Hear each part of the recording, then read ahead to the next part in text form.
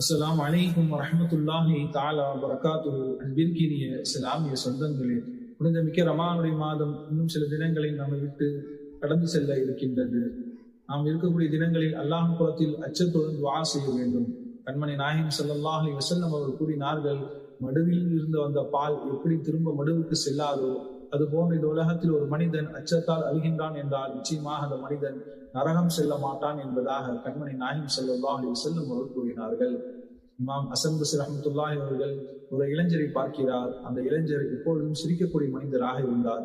அந்த இளைஞரை அழைத்து கேட்கிறார்கள், நீ சிராத்து முஸ்தகிம் பாலத்தை கடந்து விட்டாயா என்பதாக கேட்கும் பொழுது அந்த மனிதன் இல்லை என்று கூறினான். நாளை மறுமையில் உனக்கு சொர்க்கமா நரகமா உனக்கு தெரிந்து விட்டதா என்பதாக கேட்கும் பொழுது அந்த மனிதன் எனக்கு தெரியவில்லை என்பதாக கூறினான். இந்த இரண்டும் தெரியாமல் நீ எவ்வாறு சிரித்து கொண்டிருக்கிறாய் என்பதாக கேட்கும் பொழுது உடனடியாக அந்த மனிதன் கவலை கொண்டு தான் மௌத் வரைக்கும் அவன் சிரிக்கவில்லை என்பதாக வரலாற்று ஆசிரியர்கள் எழுதுகிறார்கள்.